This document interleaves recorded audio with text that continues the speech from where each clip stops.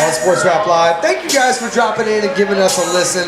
And speaking of listening to Sports Rap Live, our program is brought to you by Urban Ears, urbanears.com, premium headphones, which you will see the Rap Pack rocking each and every show. But if you want to get your own pair, you can head over to Urban Outfitters in your city or your local Best Buy, or you can cop them online at urbanears.com, and you can link up to 5 different pairs. I've got my LinkedIn's here. Man, I'll tell you what, me and Tito, we've got the cans on our ears tonight, and that is innovative design and award-winning sound. Tito, the DJ, is back, ladies and gentlemen, from hiatus. Last time I saw you was the H-Town Sneaker Summit, yeah, it was, wasn't it? Yeah, it was. I still haven't even recovered yet, though, from All-Star Weekend. That's the sad part. Yeah, we know about you. We know about you. Well, Tito's going to tell us about his Vegas trip later on, but it's Shout Out Sundays, and they begin with a big shout out to Diamond Supply Co. at diamondsupplyco.com, where they keep us shining each and every week here on Sports Rap Live. You can check them out online, where the hits just keep on coming, release after release. And we got to send a big shout out to our friends at 451 North Fairfax, where you can find Diamond Supply headquarters, or you can hit up the web store as they run your favorite pieces before they sell out, kind of like the piece that Jay Nature's wearing tonight, the Bun B piece, which was available online and at the H-Town Sneaker Summit. Yes, I think sold out like in 5 minutes alone. It happens, kid. It happens. It's super fast. You copped yours, right? I got one. I got my crew neck. Nice, nice. Yeah, it's all about the crew necks, man, because it's still winter time here. It's February, but it's also Sunday night shout out time. So Yusef, Young Corey, Sean Lyles, Nikki, Dennis, Tori Pudwell, Select Sean, and the rest of the Diamond family. Shout out to you tonight. And we'll get into some players that were shining on the court over the weekend in the NBA and college basketball. But right now we're going to run the rock for the next 2 hours here at Junction Bar and Grill. And if you want to get in any of your shout outs, you can do so at Sports Rap Live on all our social media outlets, Instagram, feed, Twitter, Facebook. You'll see us out there doing our thing from Vegas to LA to Houston to New York, where Bun B is tonight, in Brooklyn, as the Nets take on the Memphis Grizzlies. And he's going to check in later on with us and update the score there. On Instagram, follow him at TrillOG as we take you around the world of sports culture. We mentioned the hard court. The Rockets lose again, not only on the road, but against an Eastern Conference foe, which doesn't really bode well for this team as they try to stay 2 games ahead of the Lakers. And the Lakers right now are 11-4 in their last 15 games, Andrew. Yes, the Rockets got younger at the trade deadline, but it looks like the veteran makeup of the Lakers team is actually coming into the fold. And to see that. Yeah, how you like Kobe being on Twitter, Andrew?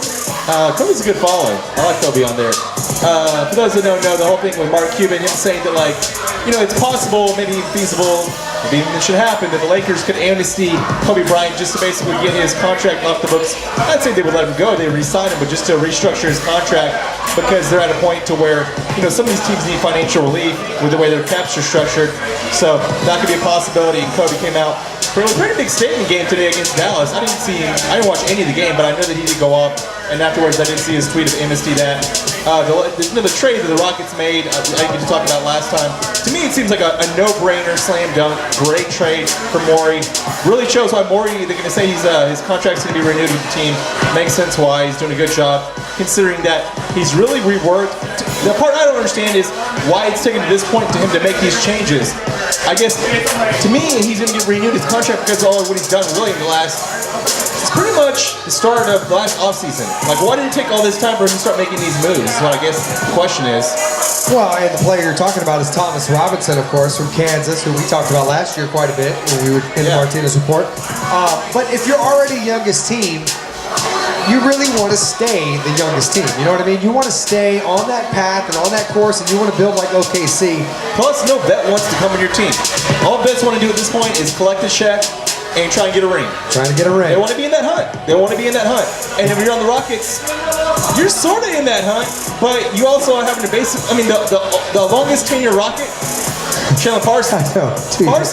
2 years. Yeah. Yeah. So, I mean, this team is not only really young, but you have to be so patient, basically be like, no matter if we make the playoffs, we're not going to do anything.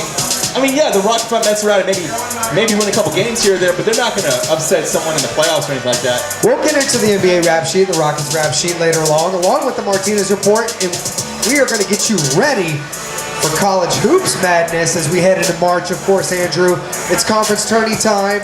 It's actually going to be right around the corner. It'll be here soon, and we're still seeing some of the contenders like Kansas, speaking of Thomas Robinson, going down. Miami went down. Wake Forest, really? Wake Forest sucks. Yeah. I don't know what happened there. That's a straight up bad loss. We've seen this time and time again this season. Well, it's conference season, and there's no real big Goliath right now. So, Thank you. You know, there's just a bunch. The only thing you can really say right now is whoever wins the Big Ten is going to get a 1 seed. After that, who knows? That is true. That is true. Well, I will keep it in the Martinez report with your thoughts on the combine as it wraps up today. Did you watch the combine today? I saw some highlights. Yeah, I did. Dude, I was flipping all around. There were some guys getting it today in the 40. They were all chasing Chris Johnson. Yes, they were. Everybody was going for that. ran a 4.21 today. Unofficial though. Got official. I think it was like a 4.27. 37. Oh, official was a 4.37. Okay. Goodwin ran a 4.27. That was official. But 4.21 was ran by. I'm trying to think of the running back who it was today that I saw. We'll get into it. We're going to get into the Martinez I report. don't remember who it was. It was Ontario McCaleb, running back on the Auburn National Championship team. For those who remember the National Championship game, he's the kid who on the last drive, he went down, but he didn't go all the way down, got back up and sprinted towards the end zone and got them in scoring position. That's Ontario McCaleb. He is a burner for sure. So, he ran a 4.21 unofficially, but officially it's a 4.37. Well, I want to ask you too, who are some of the guys that help their NFL draft stocks? Who are some of the guys that maybe their stocks are plummeting? We always hear about quarterbacks that don't throw. We always hear about, guys that won't run, things like that. But I want to know, who hurt themselves. And it's not over yet. Right. Might still have a couple more days to go. Right.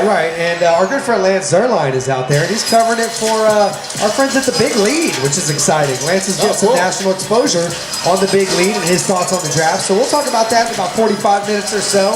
Or you can get Andrew's thoughts at any time at Antinez on Twitter, ANDTINEZ on Twitter. Make sure you follow him, and you're going to want to follow him all season long during the baseball season that kicks off here in a few weeks, Andrew. The Astros off to a brilliant start in spring training. Tweet me and tell me what you see, because once these games start, I'm not going to be able to watch them.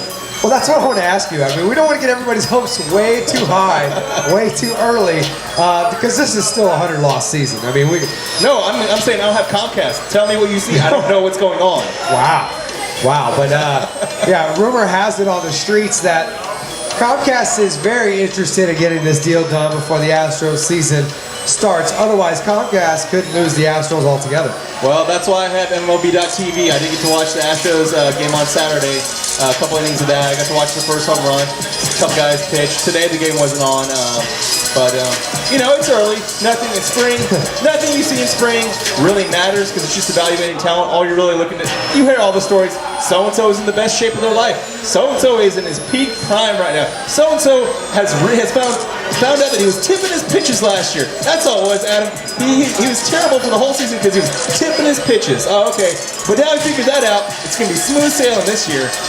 You hear all these BS stories, and really that's all spring training is just trying to hype everybody up for what you think you're going to do or what you're about to do. Really, as long as the guy doesn't get hurt, who cares? Yeah. Which somebody big time did get hurt today. Somebody real big time got hurt today. Somebody grand? Yep, somebody real big time got hurt today. Yeah, that is true. We'll talk about that later on, Andrew. But we're going to have plenty of time to get people warmed up for the baseball season, which I look forward to because you follow it as intensely as anybody I know. So I told you we're going to get a recap of Tito's Vegas trip. We're going to talk Daytona 500 and why Danica belongs on the pole every week. Okay, guys, not like that, all right? Not like that. Get your mind out of the gutter, please. Good thing you cut me off at the pass. But hey, this little 5 foot... I'm going to talk about her like I talk about all the other NASCAR racers. I don't. Awesome. We'll make sure we get a female perspective. Maybe we'll bring the intern on later on. I don't know if she was watching the Daytona 500, but it had me captivated. We need the intern's perspective on this. We need a female perspective on this. That's right, a female with confidence. Because I think Danica has all the confidence in the world. She's a little 5 foot a fire plug. I mean, she's a little But how can we bombshell. take her seriously? She's hooking up with another racer. Hey, you know what? He was in the back of the pack, and Hey, she you was know what right they say? there. Rubbin's racing. That's true. That is very true. So, hey, we want to hear from you. Hit us up on our social media at Sports Rap Live. That's rap with 2 P's. Why is that, Tito? Because 2 P's are better than 1. Double your game up. 2 parties in Vegas are better than 1, too. Oh, way too many. Oh, man, he's coughing already. All right, so keep it locked. And as Oak Cliff loves to say. Wait a minute. Sports Rap Live will be right back.